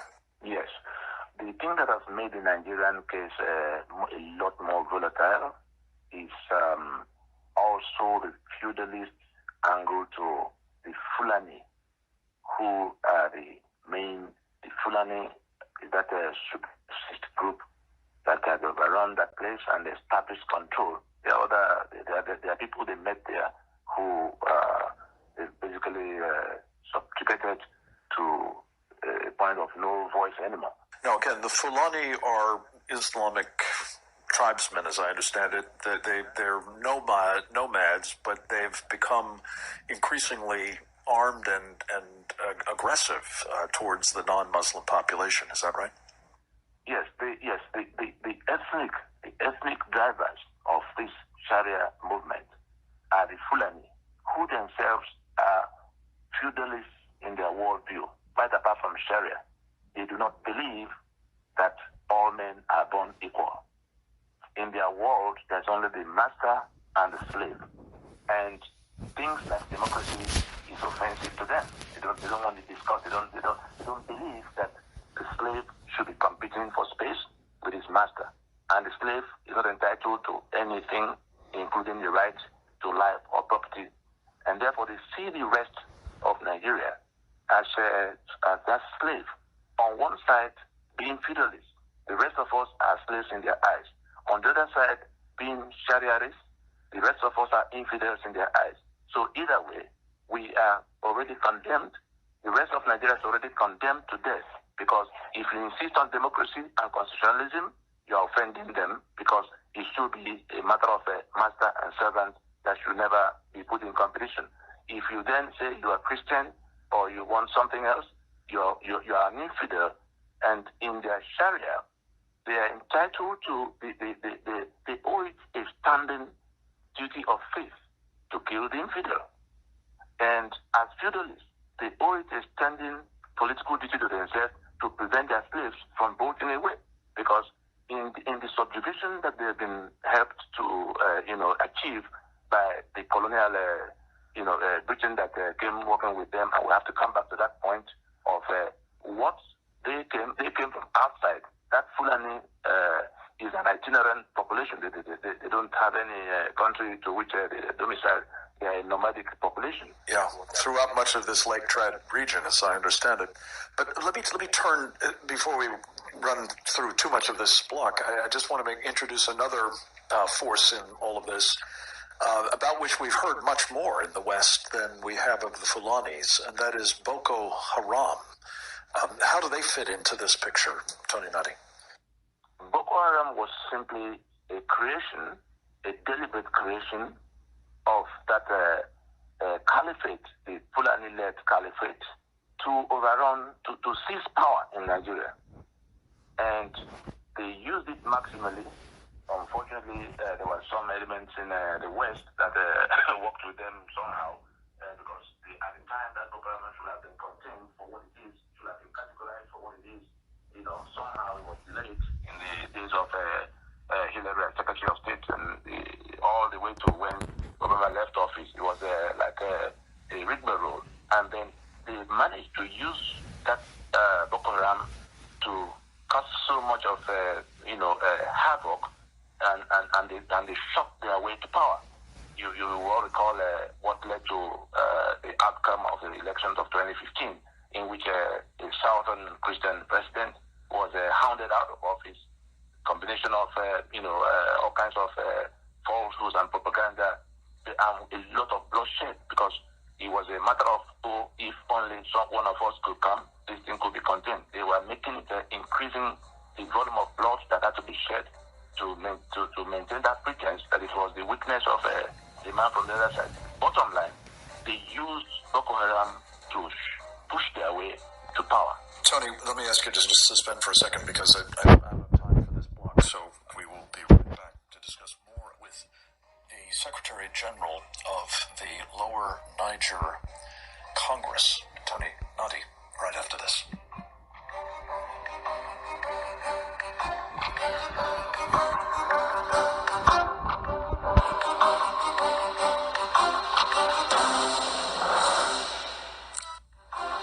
Now more with Frank Gaffney.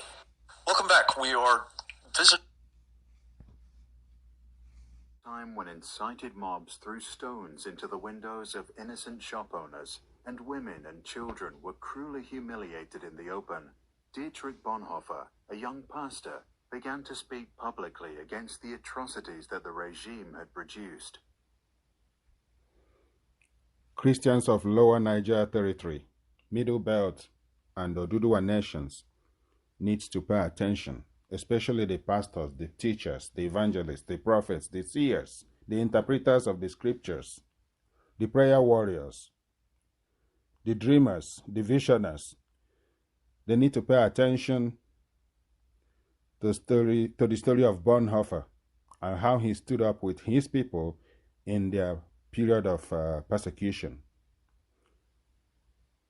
He did not preach then that all government was ordained by God and of God, and so people must be submissive to them. God bless you as you listen to all these things and act on them, because a lot is riding on all this. A lot is riding on them. It's not for nothing. Muslim extremists are It's accused not of for nothing. waging a campaign of ethnic cleansing. After years of trying to change people's minds, Dietrich Bonhoeffer came home one evening, and his own father had to tell him that two men were waiting in his room to take him away. In prison, Bonhoeffer began to reflect on how his country of poets and thinkers had turned into a collective of cowards, crooks, and criminals. Eventually, he concluded that the root of the problem was not malice, but stupidity.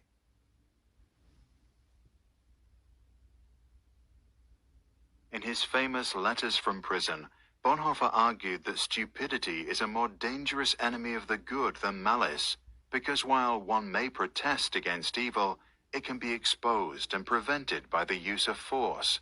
Against stupidity, we are defenseless. Neither protests nor the use of force accomplish anything here. Reasons fall on deaf ears. If you allow Facts yourself that to be contradict brainwashed, a you become stupid person's stupid. prejudgment simply need not be believed, and when they are irrefutable, they are just pushed aside as inconsequential, as incidental. In all this, the stupid person is self-satisfied and, being easily irritated, becomes dangerous by going on the attack. That's the For act that of the reason, brainwash. greater caution is called for when dealing with a stupid person than with a malicious one. If we want to know how to get the better of stupidity, we must seek to understand its nature. This much is certain. Stupidity is, in essence, not an intellectual defect, but a moral one. There are human beings who are remarkably agile intellectually, yet stupid, and others who are intellectually dull, yet anything but stupid. The impression one gains is not so much that stupidity is a congenital defect, but that, under certain circumstances, people are made stupid, or rather, they allow this to happen to them. People who live in solitude manifest this defect less frequently than individuals in groups, and so it would seem that stupidity is perhaps less a psychological than a sociological problem. It becomes apparent that every strong upsurge of power, be it of a political or religious nature, infects a large part of humankind with stupidity, almost as if this is a sociological, psychological law, where the power of the one needs the stupidity of the other. The process at work here is not that particular human capacities, such as intellect, suddenly fail. Instead, it seems that under the overwhelming impact of rising power, humans are deprived of their inner independence and, more or less consciously, give up an autonomous position. The fact that the stupid person is often stubborn must not blind us from the fact that he is not independent. In conversation with him, one virtually feels that one is dealing not at all with him as a person, but with slogans, catchwords, and the like that have taken possession of him. He is under a spell, blinded, misused, and is abused in his very being. Having thus become a mindless tool, the stupid person will also be capable of any evil, incapable of seeing that it is evil. Only an act of liberation, not instruction, can overcome stupidity. Here, we must come to terms with the fact that in most cases, a genuine internal liberation becomes possible only when external liberation has preceded it. Until then, we must abandon all attempts to convince the stupid person. Bonhoeffer died due to his involvement in a plot against Adolf Hitler at dawn on the 9th of April 1945 at Flossenburg concentration camp, just 2 weeks before soldiers from the United States liberated the camp. Action springs not from thought, but from a readiness for responsibility. The ultimate test of a moral society is the kind of world that it leaves to its children, Bonhoeffer once said. Check the description below to read Bonhoeffer's original text, After 10 Years. For more information about Bonhoeffer or to download this video without background music, go to sproutschools.com. The Bible in Romans chapter 6 verse 16 says, "Don't you know that when you offer yourself to someone as obedient slaves, you are slaves of that one you obey? Whether you are slaves to sin, which leads to death, or to obedience, which leads to righteousness. That's up to you." So we are fully responsible for how we submit ourselves to others, to obey them and to follow them, even when it's clear that you are being lied to. You still follow that direction. You are getting lost deliberately. You are responsible. You're on your own, essentially. Muslim extremists are accused of waging a campaign of ethnic cleansing against Christians in Nigeria. One America's Neil McCabe has more from Washington. National security expert Frank Gaffney told One American News that all over the world, people are targeted because they choose to follow Jesus Christ. But right now in Nigeria, it has become a slaughter. Nigeria is in the midst of an incipient civil war in which both indigenous forces, some from far removed, who have in common what I call Sharia supremacism, are engaged in a ethno-religious cleansing of Nigeria. Gaffney said the ethno-religious attacks on Christians had many layers. One is geography, with the country's heavily Muslim northern states officially governed by Sharia law. It is also in the north where terrorist groups where Boko Haram and West African ISIS operate freely. Then there is also the local anti-Christian militia called Husa Fulani. Roughly half of Nigeria's 200 million people are Christian, but they are clustered in the center of the country and along the Atlantic coastline. These Christian regions are also where the oil and natural resources are located, meaning that the anti-Christian jihad is fueled by a quest to seize these riches. Gaffney said the humanitarian crisis for Christians can no longer be ignored. The trouble with this scenario is not only the bloodletting of innocent people simply because they follow Jesus Christ, but large numbers of those people will be fleeing. The resultant mayhem. The graduate of Georgetown's Foreign Service School said the ongoing destruction of Nigerian Christians will go down as one of the worst genocides in history. We're witnessing a persecution of Christians on a scale that makes what Pol Pot and Hitler and Stalin and Mao did in their day combined pale by comparison. The human rights watchdog Open Doors USA ranked Nigeria as the 12th most hostile to Christians in their 2018 report. There was, quote, a seemingly constant violence, unquote, against Christians that so far this year has already cost hundreds of lives. Neil W. McCabe, One American News, Washington. Want to see more? This killing is ongoing and is continuing. Unfortunately, the world press is not keen in or paying attention to what's going on in Nigeria. There's a targeted genocide in Nigeria that is being supervised by the current government of Muhammadu Buhari. And there is a sheikh in the north, Ahmed Gumi. He was trained in Saudi Arabia. And he is fraternizing with terrorists who are killing people and kidnapping students. In fact, he gives them money. And he's now planning to open up a school, or if maybe he's probably opened the school up already, to accommodate the same terrorists. So, introduction of Aloha Niger Radio. Aloha Niger Radio is the initiative of a few individuals who saw the necessity of enlightening and educating our peoples in the Lower Niger Territory on the urgent need to be part of this liberation project of all the ethnic nationalities that are entrapped in the union of death Nigeria has become for them. Following the events happening in Nigeria today and always, I am sure nobody is happy with Nigeria as currently constituted. However, the owners of their respective ancestral lands in the South and Middle Belt formed a strong alliance for the single purpose of self-determination.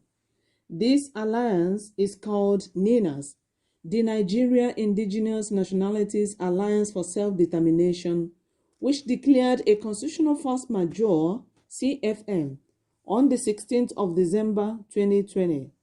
NINAS has 3 blocks, the Lower Niger, the Yoruba, and the Middle Belt blocks. NINAS cannot be pensioned without connecting it to the Lower Niger Congress. So, seeing and recognizing the enormous good work the Lower Niger Congress had been doing all these years, these few individuals formed a media team to help the Lower Niger Congress bring these messages of hope, trust, and truth to all our peoples in our homeland. These peoples include Anang, Ibibio, Efik, Ishan, Ijaw, Idoma, Igbo, Kalabari, Bini, Itshekiri, Urobo, Obolo, Ogoni, Ogoja, Ugep, and so many others. Join us today and be part of the People's Revolutionary Movement for total freedom from the oppressive and brutal caliphate-imposed document called 1999 Fraudulent Constitution. Power belongs to the people. Lower Niger Radio is your voice of liberation. Which way Nigeria? Which way Nigeria? Which way to go? Which way to go? I love my fatherland. Oh yeah. I want to know. Yes, I want to know. Which way Nigeria is heading to. Constitutional force majeure. Make I talk am again. Constitutional force majeure. Oh yeah, hear am again. Oh. Constitutional force majeure. That's not the new reigning motto where they don't come out for the Nigeria Indigenous Nationalities Alliance for Self-Determination. NINAS. Constitutional force majeure. Now waiting we go take forward march to freedom all the ethnic nationality them where they don't throw away inside cage for this dungeon where they call Nigeria. If you never know us before, now we be the people of Middle Belt and South. We don't join hand together to formulate the Nigeria Indigenous Nationalities Alliance for Self-Determination. NINAS. Listen to this one. On 16 December 2020, now we don't declare a constitutional force majeure on the fraudulent Nigeria Lai 1999 constitution. Now the Yeye Fulani ethnic minority carry this sufferness throw away for the head of the people who get the land in the first place since 1999. Chai! As they don't condemn that 1999 Wayo constitution, NINAS don't direct the Nigeria government to gather a national roundtable meeting. Look, we for talk the kind style where we go take sit done for inside our region on top country where we dey sleep for only one eye.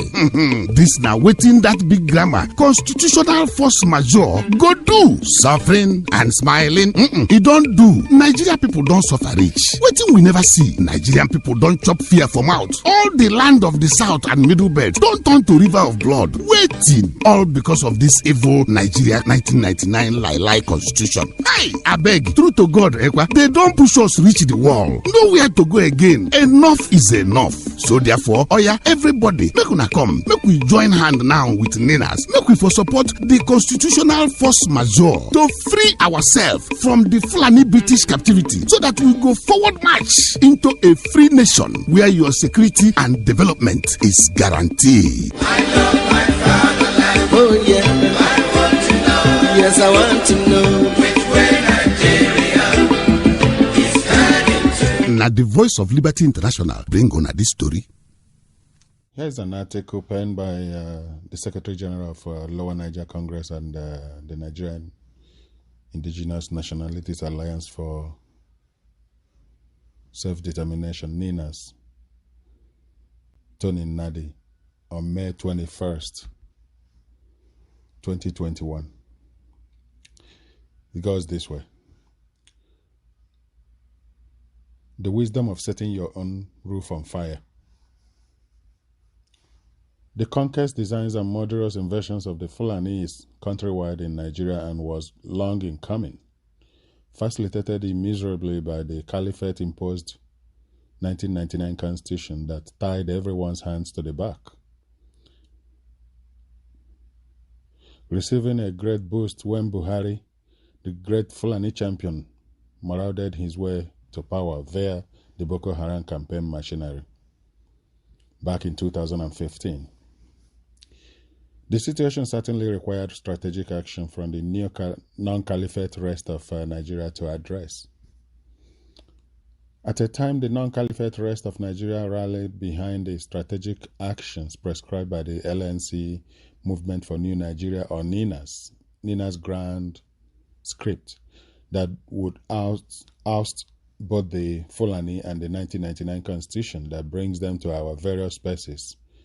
Those Igbo folks, especially in the diaspora and particularly in the World Igbo Congress, WIC, who mocked what was being done by the LNC and its MNN allies, now NINAS, as mere academic exercise.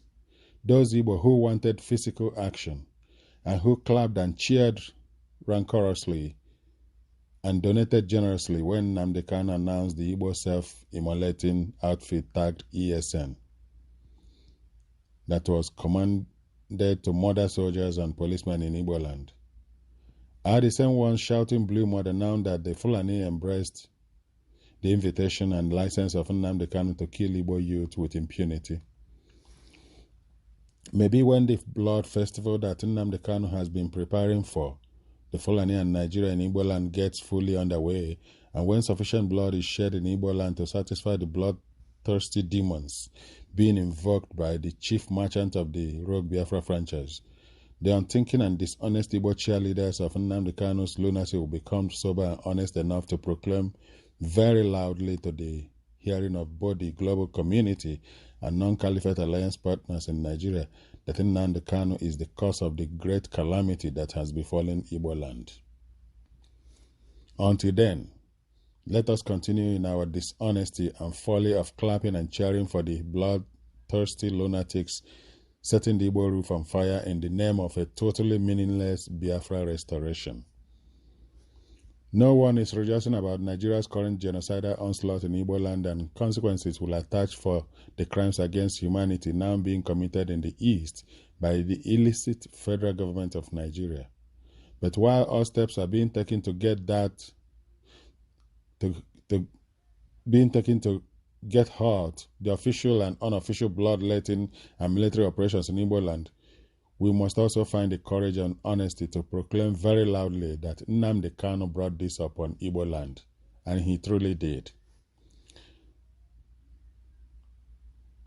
Next is the Guardian newspaper advertorial taken up by the World Igbo Congress, whose leader is based in Houston, Texas, U.S., where World Igbo Congress was in total support for the ESN madness that has bettered the clearly foreseeable killings and military operations in Igbo land.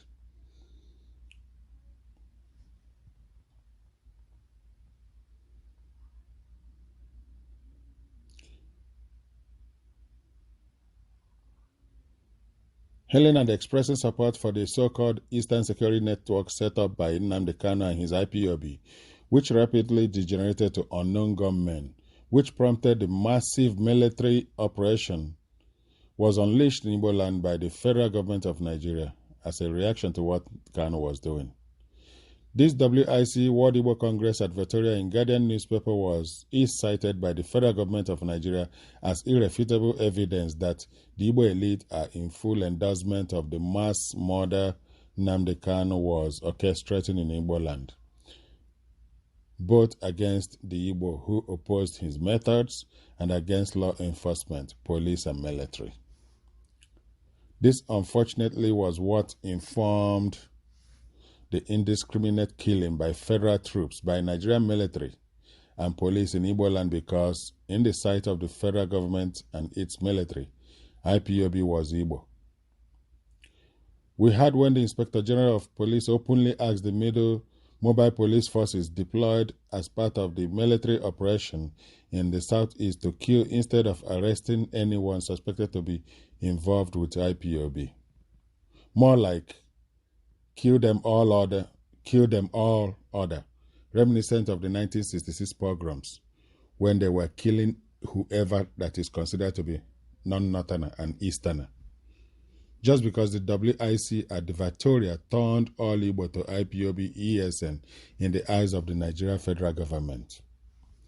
It was against the backdrop of the WIC advertorial tragedy that the widely circulated AVID's Avid letter, the U.S. Department of Defense citing Nnamdi Kanu as the only hope of the Igbo, simply reinforced the aforementioned Igbo conspiracy view of the federal government of Nigeria for the killing of troops and policemen in Igbo land, compounding therefore an existing tragedy.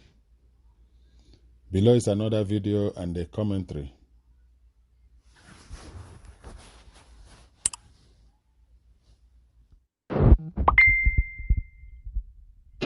The unitary constitution of Nigeria is the source of all of the problems we have been trying to resolve. Everything that has brought Nigeria to where it is, that is now wobbling to some kind of catastrophic collapse, are coming from that constitution.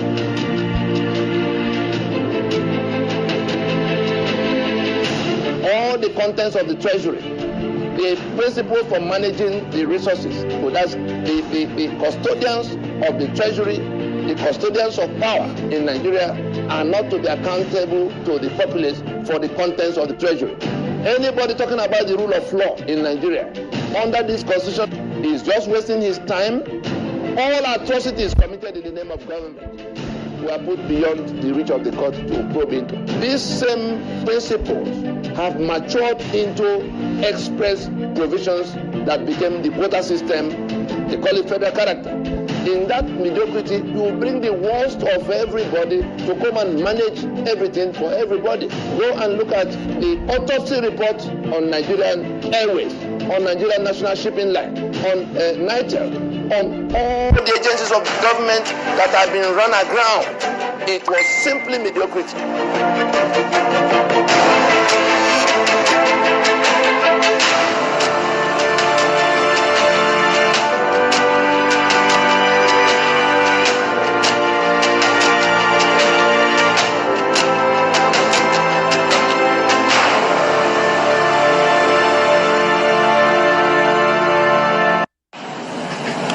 Chief Awolowo attended the constitutional conferences for the review of Nigeria's constitution in 1953, 1954, 1957, and 1958.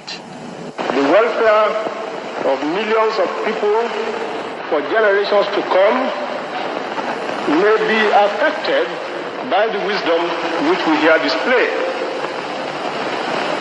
If Nigerian leaders and our British partners are to prove themselves worthy of their trust, Now is the time for us solemnly and truly to dedicate ourselves to seeking the greatest good of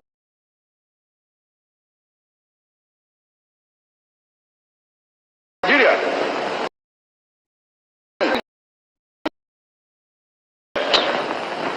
The first main task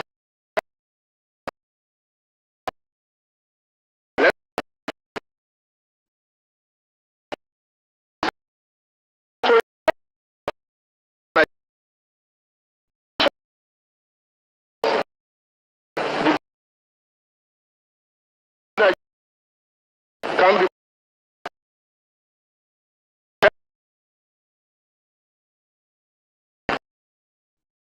to agree 1960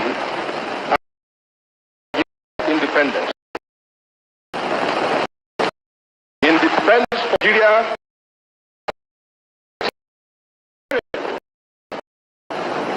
but